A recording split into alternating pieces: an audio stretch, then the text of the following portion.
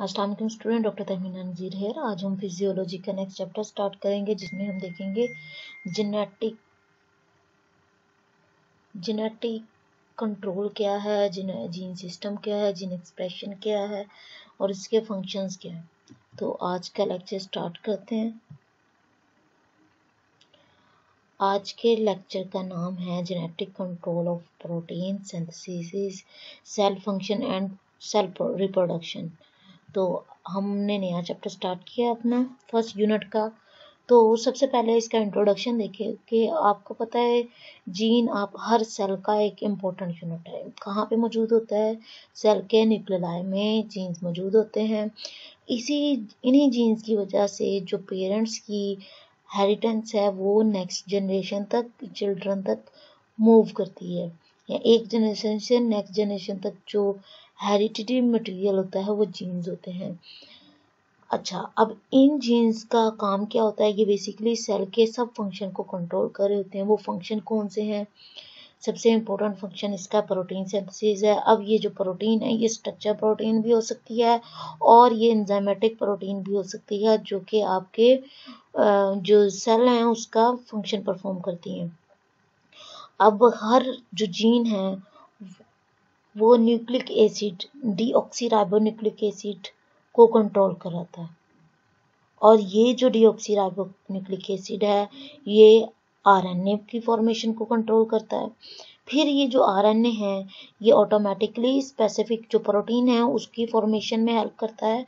तो इस तरह जो आपका एंटायर प्रोसेस है ट्रांसक्रिप्शन का, डीएनए से आरएनए बनने का या आरएनए से प्रोटीन बनने का, जो ट्रांसलेशन का प्रोसेस है उसमें आपकी ओवरऑल जो हेल्प कर रहे हैं वो जीन्स कर रहे होते हैं, और ये जीन्स न्यूक्लियाई में मौजूद होते हैं।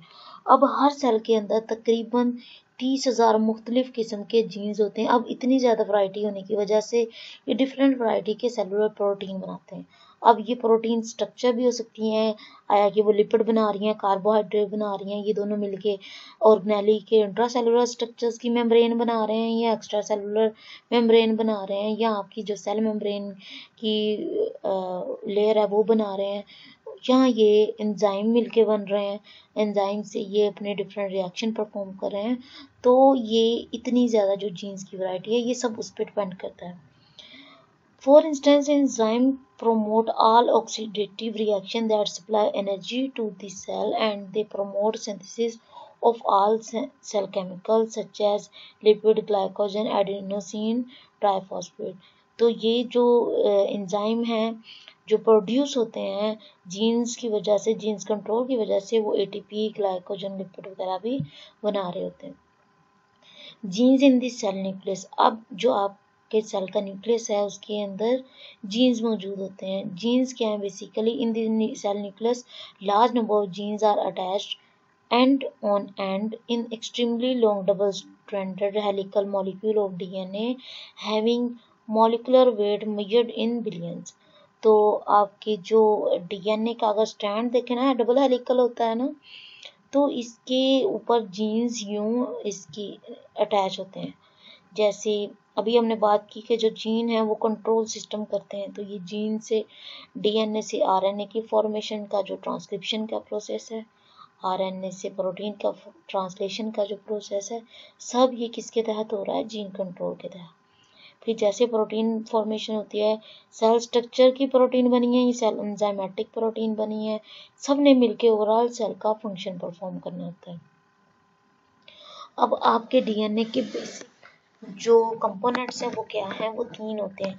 एक होता है फॉस्फोरिक एसिड, एक होता है डीऑक्सीराइबोस शुगर, और तीसरा होता है नाइट्रोजनस बेस। अब जो नाइट्रोजनस बेस हैं दो किस्म की होती हैं, प्यूरिन और पायरिमिडीन। अब प्यूरिन एडेनिन और ग्वानिन होती है और पायरिमिडीन थायमिन और साइटोसिन है।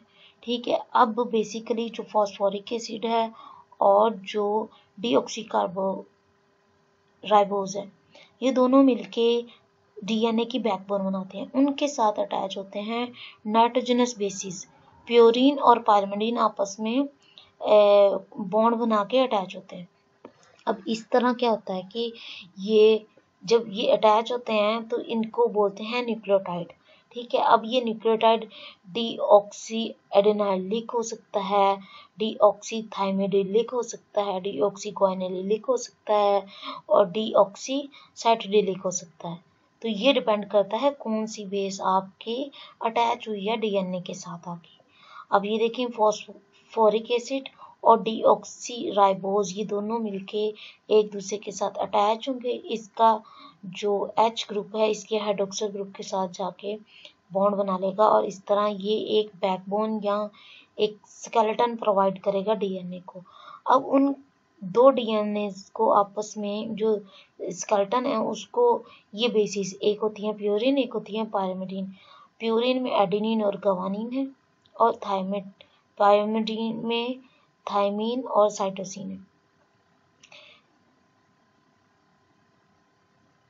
अब देखें डी फॉस्फेट और डीऑक्सी राइबोज ने एक दूसरे के साथ बॉन्ड बनाया और इनके साथ आके एडेनिन अटैच हो गई, तो ये क्या बनाएगा डीऑक्सी एडेनाइलिक एसिड। ठीक है। The two strands are in turn loosely bonded with each other by weak cross linkage। अब ये जो स्ट्रैंड्स हैं ये एक दूसरे के साथ वीक लिंकेज के साथ होते हैं। जैसे ही इसके ऊपर जो एंजाइम है मूव करते हैं वो इसके स्ट्रैंड को इजीली अलग अलग कर सकते हैं। अब ये जो प्यूरिन और पायरिमिडीन बेसिस हैं ये डीऑक्सीराइबोज मॉलिक्यूल्स के साथ अटैच होती हैं। इन्होंने एक लूज हाइड्रोजन बॉन्ड बनाया होता है। अब ये प्यूरिन और पायरिमिडीन किस तरह बॉन्ड बनाती हैं, एडेनिन जाके अटैच होती है थायमीन के साथ और ग्वानिन जो प्यूरिन है वो पायरिमिडीन के साथ अटैच होती है। तो इस तरह ग्वानिन और साइटोसिन एक दूसरे के साथ CG बॉन्ड बनाते हैं और थायमीन और एडेनिन एक दूसरे के साथ TA बॉन्ड बना लेते हैं। ये देखें CG साइटोसिन ग्वानिन और ये अल्टरनेट होके पूरे डीएनए के स्ट्रक्चर में इसी तरह मूव ऑन करता है। एडेनिन थायमीन ग्वानिन साइटोसिन इस तरह ये एक लूज सा बॉन्ड बनाता है। साथ इधर डीऑक्सीराइबोज शुगर और फॉस्फोरिक एसिड है। अब जेनेटिक कोड की बात करें, जेनेटिक कोड क्या है? जेनेटिक कोड बेसिकली आपका अगर डीएनए को मैं सेपरेट कर दूं, इसके स्ट्रैंड को सेपरेट कर दूं, तो जो बेसिस एक्सपोज होती हैं बाहर को एडेनिन ग्वानिन साइटोसिन, तो अगर ये एक्सपोज हो रही हैं बाहर तो को और इसके अगर 3 पेयर्स को हम लें 3 का सेट बना दें तो ये जो ट्रिपलेट बनता है इसको बोलते हैं हम जेनेटिक कोड। जैसे फर्ज करें ये जैसे आरएनए पॉलीमरेज आया तो उसने इस पूरे स्ट्रैंड को आपस का इसका जो लूज बॉन्ड था उसको ब्रेक कर दिया। अब ब्रेक कर दिया है तो ये जो GCC ये 3 का अगर हम पेयर कर लेंगे तो ये एक जेनेटिक कोड हो जाएगा। फिर AGA इसको कर लेंगे तो ये एक जेनेटिक कोड हो जाएगा। जैसे इधर देखें CCG ने आपस में मिलके एक प्रोलीन का जेनेटिक कोड बनाया, UCU ने आगे मिलके सीरीन का, यूरासिल साइटोसिन ये राइबोज का दिखाया। पहले हमने डीऑक्सीराइबोज का पढ़ा, अभी हम राइबोज का पढ़े। तो ये आपस में इस तरह यूं अगर हम 3 का कोड लेते जाएं तो ये एक जेनेटिक कोड बनाता है।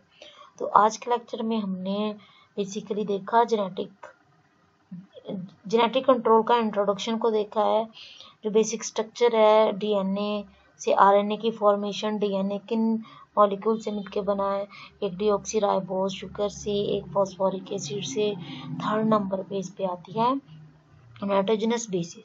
अब बेसिस 2 किस्म की, प्यूरिन और पायरिमिडीन। ठीक है, दोनों आपस में लूज बॉन्ड बनाती हैं और डीएनए के हेलिकल स्ट्रक्चर को एक दूसरे के साथ कनेक्ट कर देती हैं। जैसे ही ये लूज बॉन्ड टूटेगा तो जो डीएनए का स्ट्रैंड है वो एक दूसरे से सेपरेट हो जाता है और जो बेसिस एक्सपोज होती हैं बाहर को, अगर उसका हम 3 का ट्रिपलेट का एक कोड बनाते जाएं तो ये एक ट्रिपलेट कोडोन कहलाता है। इसको हम जेनेटिक कोड भी बोलते हैं। तो कोई क्वेश्चन क्यूरी हो आपके इस लेक्चर में तो आप मुझसे पूछ सकते हैं। Thank you so much. Allah.